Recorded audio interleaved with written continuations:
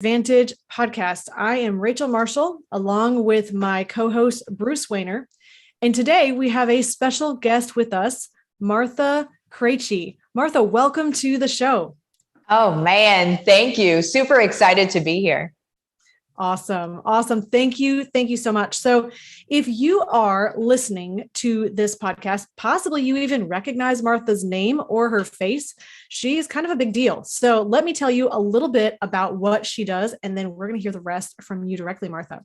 So if you are working from home or wanting in any capacity to be building a life with your family and also making millions, this is a conversation for you. Now, Martha has done that, and she's going to tell you all the ins and outs, but she was in a position where she made her first million, I believe, in the first 6 months in business, and was in a position not only to help herself to grow and reach her goals, but then she was helping others to grow and reach their goals, and not in a salesy weirdo kind of way. So, Martha, I really, really appreciate you being here and being willing to share your story.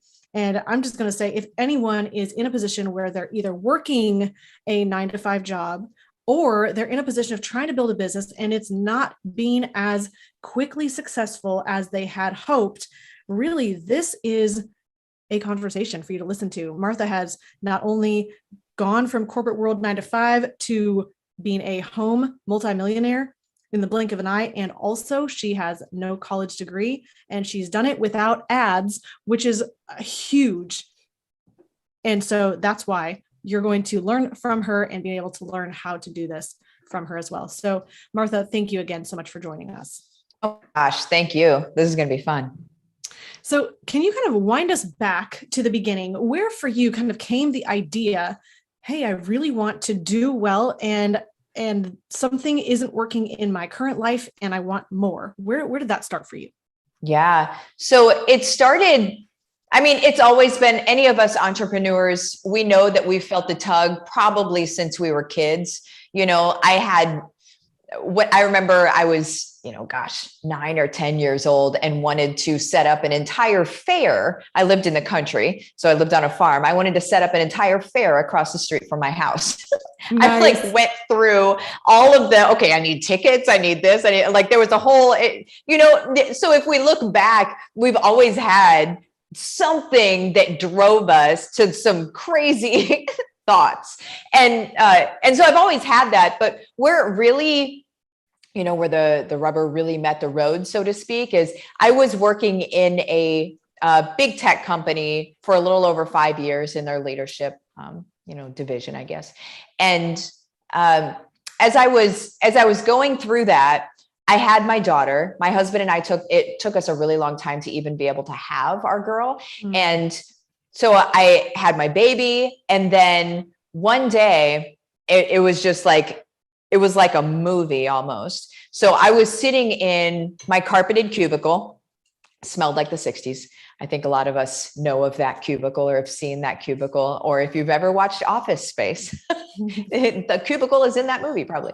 So I was sitting in that cubicle. I had my little quotes around me that got me through the day, my pictures of my family and all of that stuff. And on my phone, I saw a video come through. And you know how you just see a thumbnail of the video at first before you push it? I saw the thumbnail and it was my daughter on her feet. And that had never happened before. I was like, oh my gosh. And I couldn't watch the video while I was, out on the floor. So I had to actually go to the bathroom to watch this video, which is silly. But anyway, I went in the bathroom and pushed play on the video. And it was my daughter taking her very first steps. They were like clumpy and pigeon-toed. And I saw her face and it was getting all, it was excited. And it was also like, am I doing this right? There's all of these things that are probably going through this little human's mind that is now on her feet, like a whole different perspective. And I had the bathroom mirror in front of me. And you know how whenever we see our kid's face or just another human's face, we usually mirror that. Mm-hmm. And so I was seeing her face, and then I saw myself in the mirror and my face. Like I looked up at myself and I was so excited. I saw myself mirroring her face.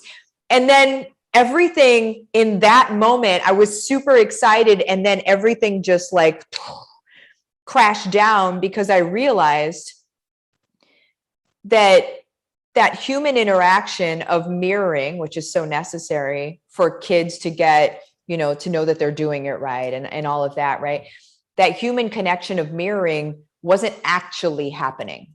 Mm-hmm. It was, I saw it, but what she saw was a phone that she was walking to, right? Mm-hmm. And so she wasn't walking toward mom. And in that moment, it was just like everything blacked out from the outside in. And I just kept hearing this thing that said, like, not right or wrong, but are you okay with this?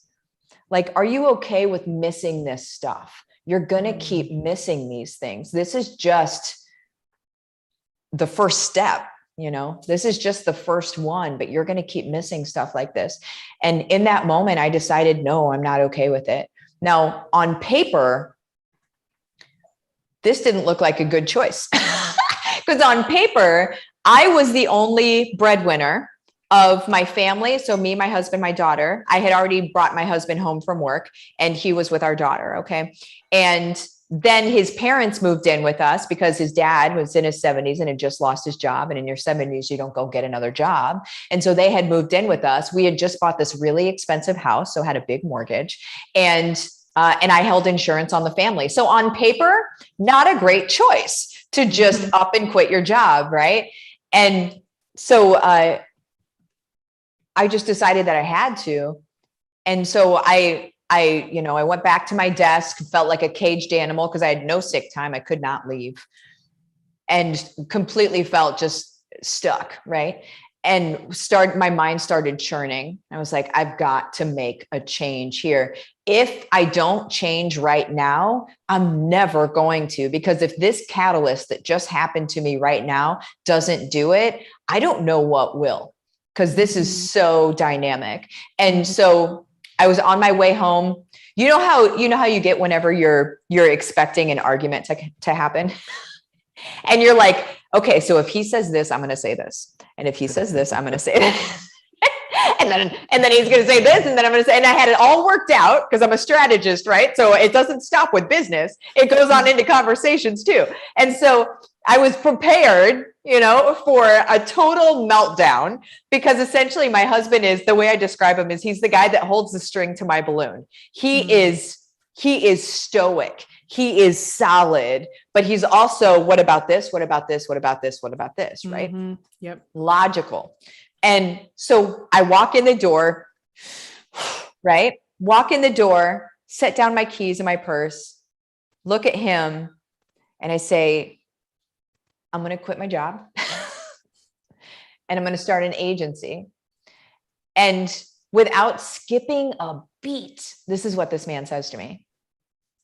If you don't do this, you're not only doing yourself a disservice, but everybody else around you. And I was like, it just came out of this man's face. That doesn't, like, he doesn't talk like that, but those aren't even ideals to him. Like he's like, but what about, reality? And so for him to say that, that's how I knew that I had to take this step, because there was something else at play here. There was something else going on, and I was just going to lean into it. We leaned into it. Within the first month, I was making what I made at my job. And so we never skipped a beat. And then we kept growing, and here we are today. Martha, I felt that as you were sharing the story. I think probably any mom who has a child at any point can imagine that story and can feel it. I mean, I thankfully did see my children's first steps, but I can feel exactly where you were at. And I mean, that is a tremendous challenge to not be able to be there for the moments that you so deeply crave. And yet it's that tension, right? Of how do I also create this thing in business? And I think I would dare to say a lot of people feel that I have to choose one or the other, and I can't have both. Yeah. And I think that is not a reality. I think that if we leaned into the question, but what if I can? What if I can have both? What if I can create this tremendous income and this tremendous business, this tremendous success, and also I can have this amazing relationship with my family, and I can be there and I can see those moments. That all of a sudden starts opening up this huge window of possibility. So let's go ahead and jump forward then into, you had this really, really quick success in business. Was it luck? Was it strategy? Was it a little bit of both? Where did that come from for you? Yeah. And so let me explain. The quick success it was after years, and then there was quick success. So the quick success happened when I realized a strategy. That is when I went from like what was our normal to like super quick. So it didn't happen right away. I want to clarify that. It wasn't like within 6 months. It was within the first year of implementing this new strategy, which was actually three years ago, I think, at this point. And so I started. Martha, I'm going to pause you just for a second, because do you know how many people I've heard say overnight success in 35 years? I mean, the real truth is, I mean, if we're honestly gut level honest, for anybody who has built success, there is a foundation beneath that they have had to do some work inside of themselves. They've had to do a lot of self-reflection, a lot of self-discovery, a lot of shedding off old beliefs, a lot of figuring out new things and becoming the person who is capable of creating that success. And then that's when things skyrocket. And it is very interesting that you share that. And I did not want anyone to hear the story and miss that. So I just wanted to highlight that. So jump back in. It's my favorite thing. My favorite thing is the struggle. Is that weird? Like, a lot of people like to illuminate the success. My favorite thing is illuminating the struggle, because let's normalize it. Let's normalize that that's what's necessary, instead of acting like you need to be, I'm not a dude sitting on the front of a Ferrari saying you're going to be successful in 30 days, right? Like, maybe you will, I don't know. That's not a promise. You have to do the work, right? You have to make sure that you're ready for this success, because even if you get successful quickly, it won't be sustained success, because then all of your kickers are going to start hitting. All of your like, I'm not worth it. And all of the stories you were told and you believed whenever you were younger, whether they were malicious or not, half the time they're not, right? But all of those things that you believed are going to start kicking in, and then it's going to just yank you right back down like a crab in a bucket. But but I love the struggle. That's like my favorite part. But awesome. So what we did is we started an agency. SEO is what I started with, because I'm just I have a weird cellular understanding of SEO. It's really bizarre. And for people that don't know what SEO is, it's search engine optimization. It's how you move to the top of the Googles. But that was the agency that I started, because I was like, that's something that I'm really good at. So that's something that I could do for people. And then I just joined the local Chamber of Commerce, and which is like $200 a year or something. I joined the Chamber of Commerce and started going to meetings, and then started doing trainings for business owners. And a cool thing is that you can train business owners on a lot of things. Business owners don't have time to do that stuff, nor do they want to. And so then they're going to hire the person that trained them on it, if you've shown authority in the field.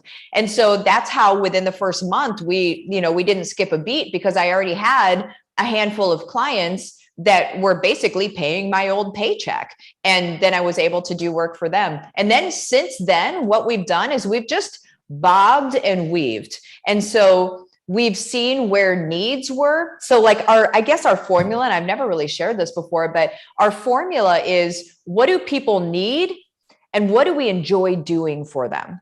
Right. And how can we make them do one of these?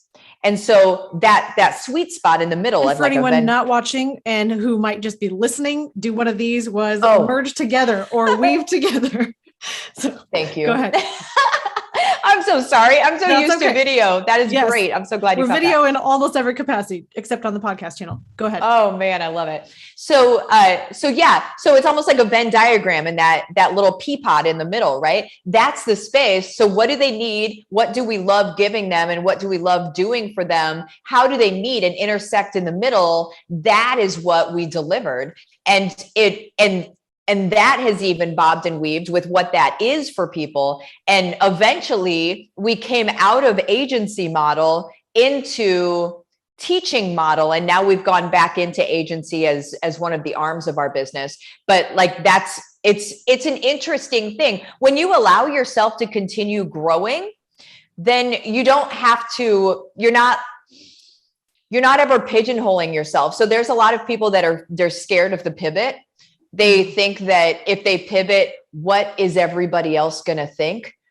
Are these people going to think that I'm a failure now that I'm going this other direction or I'm doing this new thing? They put way too much weight on what people might be thinking, which likely they are not anyway, but they put way too much weight on that. They don't actually pivot, and then their business dies. I think that's where a lot of the business death comes from, is just simply being afraid to pivot, because pivot is growth. I just went down a whole rabbit hole there. Sorry. No, that was beautiful. And actually, I'm sure Bruce has some thoughts on this as well. But what's really interesting is that in order to pivot, you have to say, I'm completing, or I'm finishing, or I'm ending something. You have to be willing to let go of that thing in order to pursue something new, which is deciding, right? And as we make that pivot, we're not only being responsive, which is what a true entrepreneur is, being responsive to the environment, to the changes in the economy, the changes in somebody's particular needs at that time, and figuring out a way to serve them best. And that's really what business is all about. That is truly serving their needs. It's not, this is who I am and I'm not changing. So I think when people see you pivot, then they realize that you can meet their needs and you can be responsive. Yeah. Martha, as I was watching some of your YouTube videos, one of them came across as time blocking. Yeah. And it reminded me of Dan Sullivan's time blocking situation. I don't know if you've ever followed anything of Dan Sullivan in Strategic Coach. But what you're describing is what he calls a ceiling of complexity. Oh. So what ends up happening in your business, sometimes you pivot out of need. In other words, COVID would be an example of that, right? Mm-hmm. So you weren't doing all that well because of COVID, so you had to pivot and do something else and change. Another thing that happens that causes change is actually success. And that's a weird thing for people to realize, but you actually go up as far as your revenue, but then you hit a ceiling of complexity. It's like, I can't take any more, clients. The clients that I have, I can't serve anymore, either because I've outgrown them or they've outgrown me. Mm-hmm. And so you have to actually put new procedures. You end up just flattening out. And he says it's easier to grow 10 times than it is to grow 2 times. Mm-hmm. And the reason for that is you actually have to break down all your procedures and do a completely different strategy going forward. And so It sounds like that's what you're talking about is, pivoting shouldn't be a place that you're afraid of, or, what are people going to think? And I agree with you. Most people don't even pay attention to what other people are doing. Right. It's kind of our own ego getting in the way, but it sounded very familiar. And I would encourage you to look him up, and because it sounds like you're very well aligned. That's awesome. I've heard of him and I've seen some of his stuff. I know some friends of mine. He's a mentor for some friends of mine. Mm-hmm. So I'll definitely look him up. There's also another thing alongside that idea. And it's that when you get success, having success be kind of your pivot point, is that some people, they hit success, like we could have done it, where you're making a bunch of money and whatever, and then you move out of offense to defense. And so then you are just protecting this thing. And in protecting the thing, that's where you flatline, and then any flatline starts going down. Just the idea of a flatline is already going down. You're growing or dying, right? And so when you go into defense of your business and protecting the business, you stop playing offense. And so you stop growing, you stop thinking of the new things that people need, because people are so dynamic and are always in every capacity needing new things. They just always do. And so when we go in protection of our business, it's like, that's the beginning of the end right there. So if people can recognize that they're going into protection mode, then be able to snap out of that and realize that that ain't going to serve them. This is fascinating. You know, another thing, and this comes from many different coaches that I follow, but this idea that what got you there is the opposite of what's needed to get you to the next level. And where for you then did you recognize in your own growth, and where is this thing that you teach people that perhaps working really hard, just putting in a lot of time, doing all the things, following all the strategies, saying yes to everything, where do you see that needing to stop so that you can be more focused and do that maybe one thing that energizes you, and do the thing that is most strategic, that maybe looks completely different than your previous doing everything to get to the first level of success? Yeah. I don't ever think we should be doing everything anyway. So what I teach is, I mean, you work 5 to 10 hours a week once all your stuff is set up. And so the doing everything is a lot of wheels spinning, in my opinion. And some people would say, well, it's strategic in that you're throwing spaghetti at the wall and you're going to see, you know, what sticks and that sort of thing. And it's a numbers game. And that's fine if you are a masochist. But for me, I would rather do the things that I know are going to work. And the only way that I'm going to know that something's going to work is by building a community of my people and literally paying attention to what they're saying. So the quality of your results are based on the quality of your questions, right?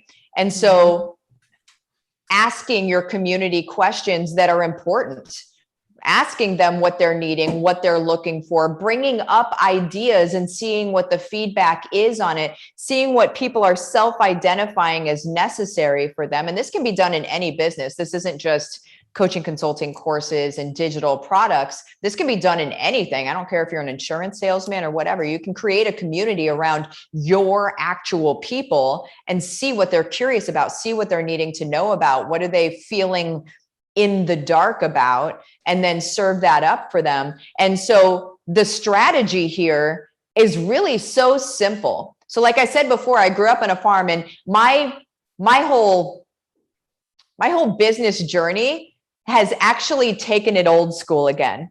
So there's a lot to be said for automation, and that's cool and everything. What we really need to do is we need to build good relationships, good, solid, actual relationships with our people and with our community, because whenever we can do that, they're going to give us honest feedback. And they're not just giving us honest feedback in order to help us in our business. They're giving us honest feedback because we serve them and they are loyal to us. And that beats out anything. That's why we don't run ads. We don't need to, right? Like it's a grassroots thing that's happening so far as the growth of our own business is concerned.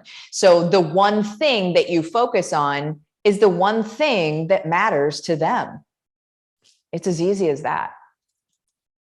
That's excellent. It's interesting how many people would agree with you as well. And Mike Michalowicz talks about the same thing, talking to your specific tribe, not serving everybody, using your uniqueness to serve them, not trying to be everything, and then developing systems that work for that particular person and your specific skill set. And that is his Venn diagram of finding the sweet spot. What's just really, really interesting is that I think it can be enamoring to somebody to think, I can just automate something and I can press a button and it's easy and I don't have to do anything, because somehow we get into our psychology that, well, success should be easy and I should just be able to automatically do something and not have to work.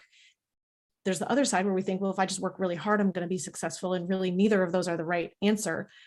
You are hitting on the right answer, which is do the thing that works. And what works is, honestly, as you're saying, going back to the grassroots, going back to the old school way of doing things. And I don't think that ever ads or automation was meant to replace the relationship, yet many people have tried to make it do that. Yes. there's an easy button and there's a lazy button. And I feel like the lazy button is the one where they're trying to print their lotto ticket, and they see you like these gurus sitting on the front of Ferraris, right? And saying, well, all you have to do is this and all you have to do is that. And they're like, okay, because what was it? It was Ayn Rand that said people believe things for one of two reasons, because they are scared that it's true or because they need for it to be true. And so people need for it to be true that they can just automate and run ads and stuff like that, because then they can predict their success because they need for it to be true. That's why they would need. And really, whenever it comes down to it, people are people and they're dynamic and they're ever changing based on their own, what's around them. And so there was a time where ads did well.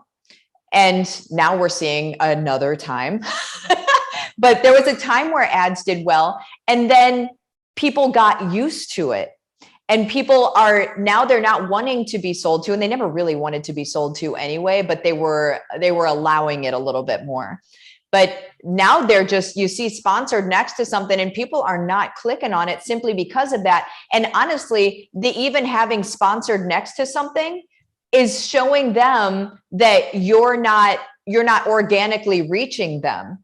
And so it's a whole nother, it's a weird psychological thing that happens whenever people see ads these days. It's almost like you don't get as much authority if you're running ads. Whereas before, people were using ads as a way to gain authority. And now it's like the opposite is happening, but you always have to pay attention to what's happening in the world and in the digital world and people's experience, because that is constantly changing on a daily basis. So we always need to be re-upping what is different today. What are people seeing today? And how can I be seen as the authentic and transparent person that I really am? And 9 times out of 10, just be that person.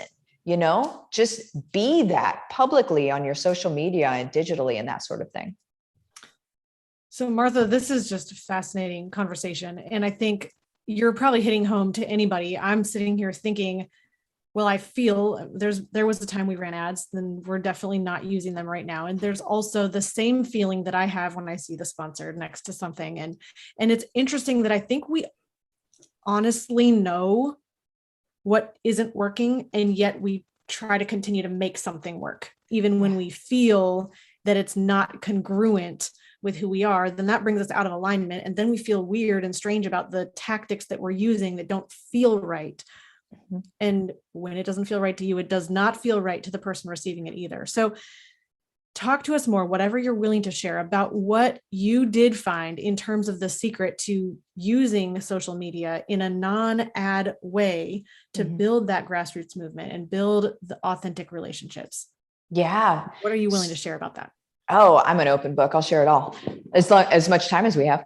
Go ahead. So what I've discovered is I reverse engineered what an ad does. Okay. So the funny thing here is that I'm actually really good at running ads. If I were to run them, I got really good at them because way back in the day, like I was running them for people and whatever. So there was a strategy that I was using with ads. And then I was like, how do I reverse engineer this strategy into organic? How do I pull that strategy out, still make it work, but run it as organic, so we're actually building relationships? And so what I have come up with, a part anyway of what I have come up with, is top of funnel, or the very first way anybody would get to know me, is going to be a video that I would do on social media. So earlier I said, well, I'm so used to doing videos all the time. That's because I'm literally on videos every hunkin' day. So Monday through Friday, 10 a.m. Eastern Standard Time, I have I guess you could call it a show. And I show up and it's only 10 to 15 minutes long. Sometimes I get long-winded and I start to push 20, but it's really, really short. But what I do is I think of who my person is. So I have a whole formula on determining who your person is, right? And I can go through that if you want, but you think of who your person is. and then what you're going to do for them, what they self-identify as needing. And so you think of those two things, and then you start to build out from there. What is the content that they're looking for? What are they actually, what will stop the scroll, right? What will get their attention and then get them to listen to me? And then you can have a call to action to even move further down the funnel, so to speak. So for my people are wanting to quit their jobs and work from home. Quite frankly, they're not wanting to work. They're me, right? They're me sitting in the carpeted cubicle. That is my person. And so I speak to that individual, and I'm showing them how to be able to get out of that cubicle and different things that would matter to them. So sometimes it's mindset stuff, although I don't call it mindset because nobody thinks mindset is sexy, by the way. Mm-hmm. But I call it other things. I call it what they would call it. So that's like the most important thing. And a lot of really brilliant people say this as well. Like, you need to speak to them in their own self-talk. Mm-hmm. You have to speak to them in their own language that they use themselves, right? You can't use your own lingo and stuff like that. It's not going to affect the same. And so I create for that person. Let me see. Today I made a video about how to get your audience today, like how to actually get your audience's attention, get your people's attention today. So the mom that's in the cubicle wanting to start this business from home, she's hyper aware that she needs people's attention. She knows she can't just set up a business and then have, everybody at her doorstep. Most people are aware of that. And so that's what the video was about. Well, to be able to move into that video, I gave some gold nuggets and hacks in the video. And then there was an invitation to move down to another, like, more intensive training, right? Not super expensive, but a more intensive training. And essentially, and this is typical funnel stuff, right? Mm-hmm. I've deconstructed the funnel. So whenever you look at funnels, like ClickFunnels and stuff like that, it's a constructed funnel. It's a page that goes to another page, that goes to another page, that goes to another page. I've deconstructed it and made it experiential. And so it's the biggest thing. And so, excuse me. And so you have, like, top of funnel, you have, this video that is just public. It's on Facebook, it's on LinkedIn, it's on YouTube, it's everywhere. Okay.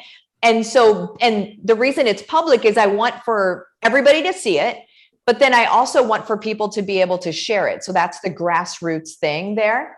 And I even ask people at the very beginning, I gamify the sharing of the video. And so I say one person every week that subscribes to YouTube, comments on YouTube, and shares this video in social media. One person every week that does all of those things, and we have a lot of them that do that, they win something. And so we've gamified just the sharing of it, right? And then I let them know why the sharing is. Well, the sharing is because we need this message to get out into the world. We need for the people that are sitting in the cubicles and it is not serving them and it is just like draining their life away. We need for them to be able to come back home. And the overarching message is that we need families put back together again, quite frankly.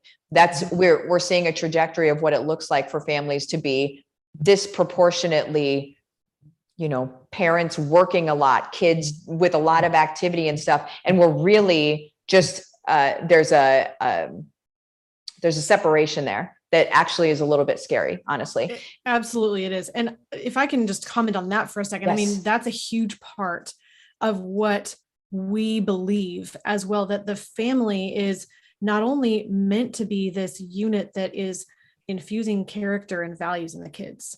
It's forming their identity. It's telling them who they are so that when they step out into this crazy world that tells them, oh, you can't have that. Oh, you're not good enough. Oh, all the bad messages that they get. I mean, I have a 10-year-old and a 2-year-old. So I'm in the position of realizing the type of craziness that you can hear when they're in the middle school arena. And we don't want that to be the identity of our children as they're moving forward. And ultimately, as you're forming this strong, unified family, that has to happen in a shared space. It can't be the kids are here for 9 hours a day and parents are here for 9 hours a day. You're not even having the together community.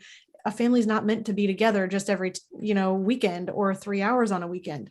And so as you're building that culture, then you have something that you're raising up the children, so that as you're creating this beautiful business and this value in serving the world, they're watching that. They're in a position then of being able to say, oh, I can help with that, or I have a unique set of skill sets and giftings that can contribute to that. You're then giving them this leverage and this tool that as you build in your life, you're going to hand off that business or money or whatever assets to your children someday. You want them to be able to carry that well and to do the most with that and give them the lessons that they need to ultimately be successful in whatever the world looks like 30, 40, 50 years from now, that we have no idea. It's changing so fast that we need to prepare them for that pivoting in their future. And so as you're talking about the need to bring families back home, and that is so crucial to truly having a legacy that lasts. Yeah, absolutely. You are speaking my heart right now. There are kids in my program I've got kids writing books. That's kids awesome. Come on to the momentum calls. They're like, hi, Martha, with their mom. And it's families are doing this whole thing together. But when people are listening to this, I want them to think about, who are your people, right? So if we're going to deconstruct your funnel, so to speak, who are your people? What do they need to hear? And then you do that publicly, and that's going to start bringing them in. And then you need to have a container for them to go to. And that sounds so weird. It's not like a shoebox, but it's like, a Facebook group, or even Mighty Networks has groups, and Circle has groups. And there's all sorts of ways for you to set up a container for your people to then show up in that container as the authority, because they are there for that. Right? Your public platforms, things like that, they're not all there for that. Right? And that's why we have more of a generalized stuff that we're sharing in public, is because you don't want people to leave you or leave your public profiles because you're so specific about stuff. They're not all there for that, but you do want to pull the people in that are in your public profile so they can come in. And then once they're in your container, then you can deliver and serve them and give them trainings and help them move the needle on the thing that they want to move the needle on. And then you can really drill down and create these multiple income streams in that space. So that's just to go full circle with the deconstructed funnel. That's what that looks like for the most part. So all this is done. I think we all believe, the three of us on this call, all this is done best in authentic delivery, or an authentic message. Yes, 100%. So, so a lot of people think they're doing it authentically, and yet the mere fact that they think they're doing it or are trying to do it authentically means they're not doing it authentically, which is kind of a weird concept when you think about it. So how do you reach out to that person to encourage them? And Rachel, actually, I believe she would agree with this. She went through this when we first started this, because Rachel wanted everything to be, written out perfectly. And so she could, be perfect on the video and so on and so forth. And her husband and I kept encouraging her, to just talk, Rachel, because you have the perfect way of presenting things. And now she's just like one of the rock stars in all the industry. And that's why people stop and listen to her all the time. But do you have Bruce, any? You're way too kind. But do you have any advice for people to just, stay in their authentic self? Yeah. First of all, I will second those comments, Rachel. You're a boss at this. You are fantastic at this. Thank you. And also I did that. At the very beginning, I thought that I had to be perfect, because I saw all of these people out here. We all are guilty of this in the beginning. We see other people and we're like, I have to be like that. Mm-hmm. And I don't want to be like that anymore. But whenever I was trying to be like that, I would write my title of what I'm going to talk about. I would have my points, and then I would have like even sub points. And man, my note card was just so much writing. And one time I even had scripted, right? So like I had a teleprompter and I was reading a flippin' teleprompter. I can't, first of all, I hate teleprompters. I can't stand them. I look stilted. It does not work. Yes. Right. I'm either talking too fast or too slow. And then like I get in an argument with my husband because I'm like, speed it up or slow it down. And then it's a mess. Right. And nothing comes out real. Mm-hmm. Nothing comes out because you're reading. Mm-hmm. And so that's where I was. So I know that. And I was so frustrated because I was like, if this is what it takes for me to be successful, I don't know that I want it that bad because I don't want to do this. And so what I would suggest for people like to stay in their authenticity is when I go live every day, I have a title. I know where I'm going. And sometimes if I need to, I'll have a couple points, but really I'll have a title and I'll know my idea. So I even did a public talk the other day, like up on stage, and I knew my title and I knew my one word of where I wanted to end up. And then the rest of it just kind of, I was able to make my way there. And that freaks a lot of people out. But here's the thing is what you can do to practice that is you could just go into a free Zoom room, right? You could just go into a Zoom meeting. It's just you're talking to yourself, but you're able to practice and get that muscle memory of what it looks like, what it feels like to just be telling a story, to be explaining things and to be using your hands and to emote and all of that stuff. And eventually after 3, 5, maybe 10 of those, you're going to feel okay to do it live, or you're going to feel okay to do it in whatever other medium that you want to do it in. Just go ahead and practice with yourself. Do that. But that's the best way, in my opinion, to do that is to just have a title. And if you have to have some sub points, go ahead and have some sub points. But the title is best because then you're kind of, I'm just going to say divinely led through where you need to go. Cause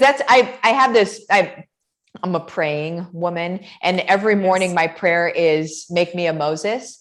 And that's because Moses stuttered, but he was used. Right. Yes. And I don't necessarily always come across the most professional person in the world, but I don't give a rip because whenever I'm showing up in front of the person that needs to hear it this way. Mm-hmm. And the only way that they're going to hear it this way is if I allow myself to be used. And the only way I can actually be used is if I step out of the way. And so I just stay with the title and I go. That is profound for me directly. And I know probably for people listening as well. It's so interesting how much of myself I found, or how much I found myself in your exact story, and how much of that same process that I've gone through. And it's really interesting how much Moses resonates with me for multiple reasons, but specifically that as well, that he was like, God, use somebody else, let anyone else go do this, speaking to Pharaoh, this really giant job. And God still used him. And that is definitely something that I have identified with for a long time. And what's really, really interesting is that I would encourage, if you are listening right now, maybe you currently have a business, maybe you have a business idea, maybe you are already in motion, or maybe you need to start, but whatever that is that you're feeling inside of you, there is a tremendous need for you to step into fully what you are called and created to do and be, because you're on this earth for a reason and people have need of what you have to offer. And whether this looks like a business that you start on your own, or whether it looks like being a thought leader, there's a huge part of being a thought leader that means you are finding out who your tribe is. You are speaking to one person. If Seth Godin said this so beautifully, he said, if you can figure out how to meet just one person, just talk to an audience of one,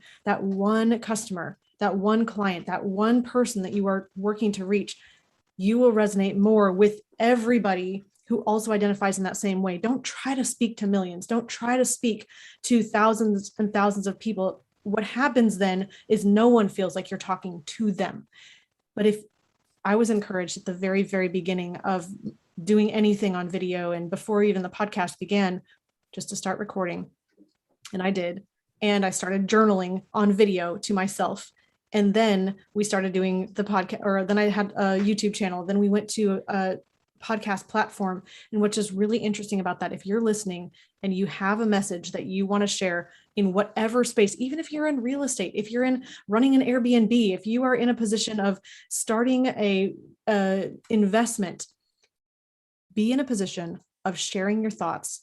And this is for you in any of those spaces. And as you continue to step into that muscle, as you're talking about, that muscle of practicing being in flow as you're communicating, you're not having to memorize, you're not having to be someone else. You are able to speak directly to the person you're trying to reach.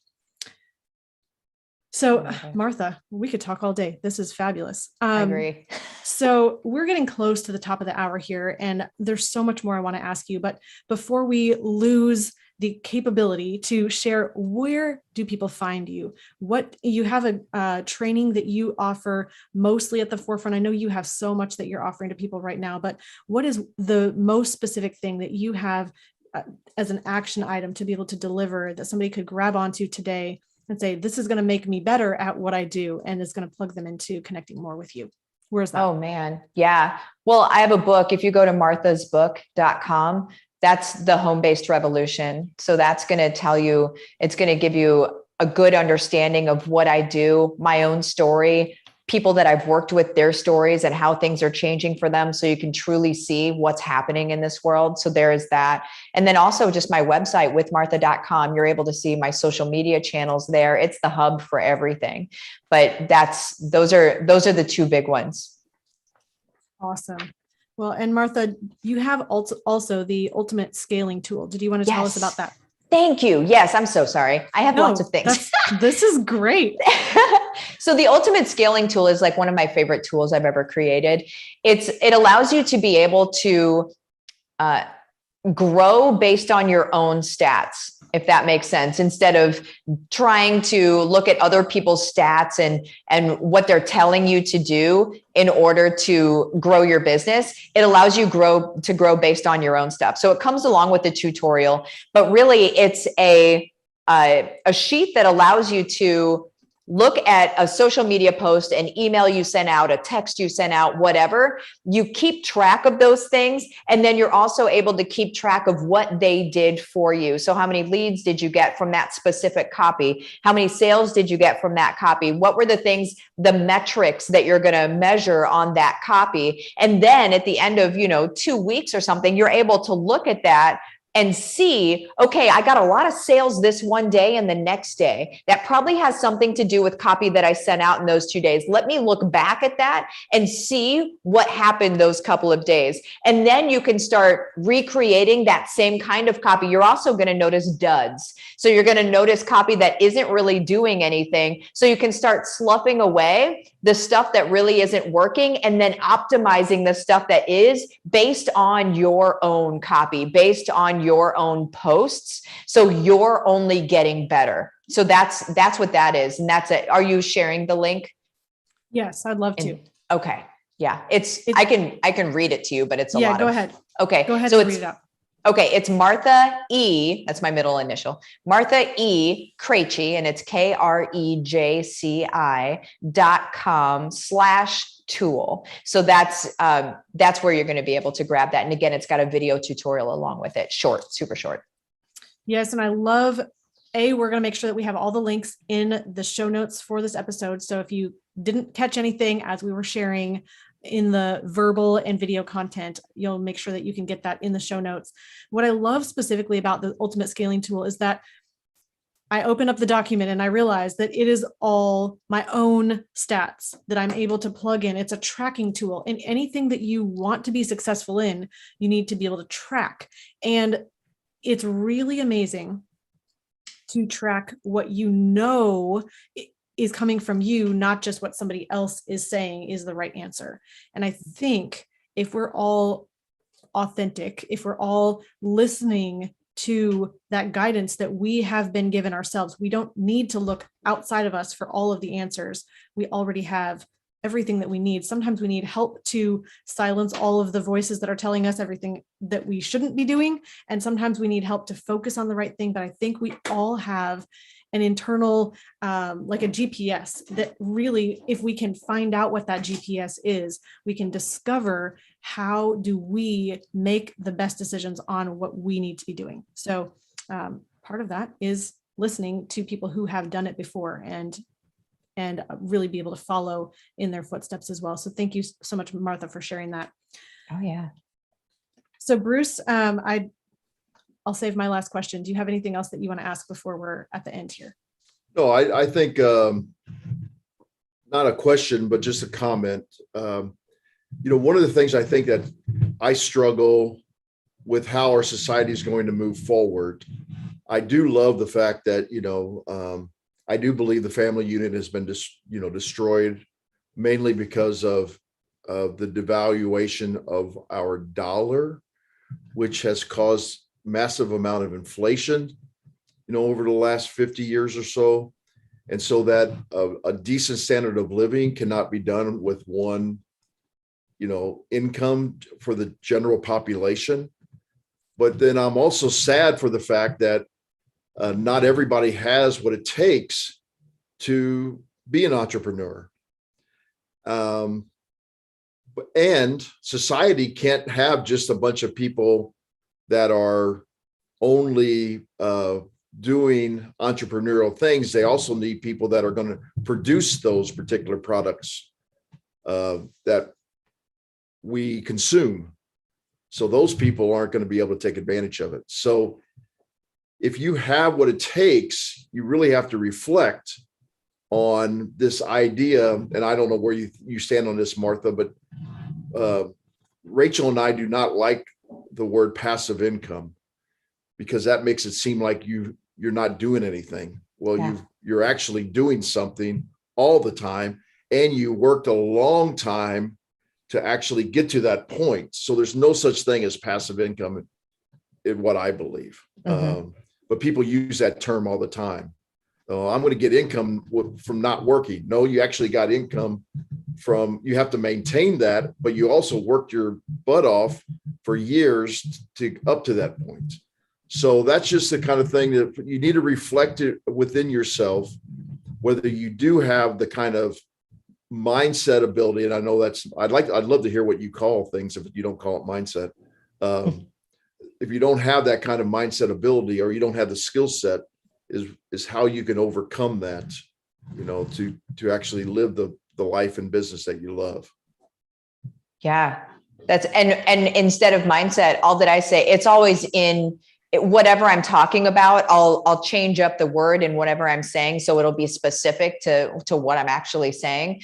But I just talk about using our brains. Let's use these things that we have that we do not use at all. Let's use them in a new way. And so that's why mindset, the term itself, has just gotten so, like it's so dampened, right? It's lost its charge. And so what I do now is I say, it's not rewiring your brain, so to speak, but it's, although neuroplasticity, right?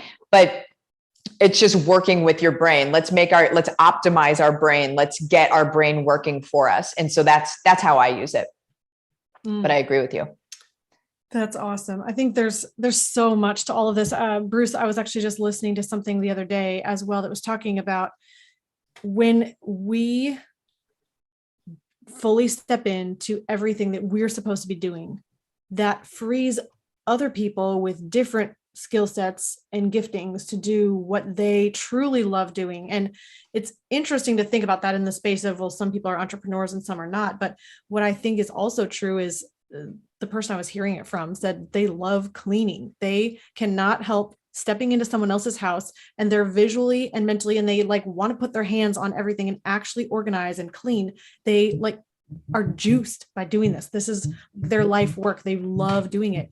And as we spend more time doing what we are created to do, that frees other people to step into fully what they're created to do. And I think there's a very unique complementing that happens if we're truly honest instead of trying to do everything else. So I don't know if there's something to that maybe maybe we all have the ability to expand our capabilities. Mm-hmm. My husband and I call it the Star Trek world, because they didn't make any income, and they all did what they loved doing. And that's it. We're all designed to complement each other, is my belief. And I think that while everybody may not be a Jeff Bezos type of entrepreneur, I think everybody wants more. And if they truly can understand how to be able to do it for themselves, it may look very different than the person next to them. But I think that a challenge and an opportunity is interesting to everybody, which is why gamifying things works so well. It's an opportunity and a challenge. And so if people can just believe in themselves that they could do something, even if it's a side gig, right? Even if it's affiliate marketing, where it's not something that you have to put yourself front and center for so much, you can still be able to make a little extra money. So then you can free yourself up to do what you love. And what's interesting about that is the world is continuing to expand. And as we each expand, that creates a growing capability and a new opportunity for all of the people around us too. So, Martha, it's very interesting as we look at your life and as you are willingly sharing what you're doing, that you have people wondering, what in the world are you doing? How are you seeing the success? And, just as we close today, where would you say that the starting point is that's created the success that you've had? Yeah. The starting point for me was determining who my people are. So you're speaking to your one person. So I call it bat signal, but it's, your version of yourself in your life that you hit these different walls and you're like, man, if only I knew how to do X, Y, and Z, then I'd be able to get through this thing, or how am I going to get through this, or whatever. We all have many of those walls that we've hit in our lives. And so to determine which of those walls that you've plowed through, like the Kool-Aid man, right? Which of those walls you've plowed through, and then how you're going to serve that person. So what they really, really need in that space. Like if they were sitting there and thinking, if only I knew how to X, Y, and Z, then I would be able to finally get through this. So to be able to know who that person is, because it's you, it's a version of you in the past, but which version of you are you wanting to serve, right? A lot of people are like, I know it's me before, but I don't know how to figure it out. Well, that's a very linear way to do it. And then how you're going to serve that person. Those are the first two things. We can't pass go if we don't know those two things. If we don't know those two things, we by definition are just after the money. If we know these two things, we know who this person is and we love them dearly and we just want to serve them and get them through the thing that they're looking at right now, you're not even leading with the dollars. So by proxy, you're leading with your heart and your love for this individual, right? And so that's the very first step. That is so good. Brian Dixon has written a book called Start With Your People. It's the same concept, that if you are not focusing on the people that you serve and truly loving them and figuring out how to serve them best, you are just in it for the money. So thank you for sharing that. So I'm going to say, go to Martha's website, go to, I wrote them down here, marthasbook.com. That's going to take you to the home-based revolution. Go to withmartha.com and also go to marthakrejci.com/tool. All those links will be in the show notes as well. And Martha, just thank you so much for joining us and spending your time with us on the Money Advantage today and sharing with our tribe. Thank you. I appreciate this. This has been fantastic. Excellent. Thank you so much. And if you're listening today, please remember, success does leave clues. So model the successful few, not the crowd, and build a life and business you love. We'll see you next time.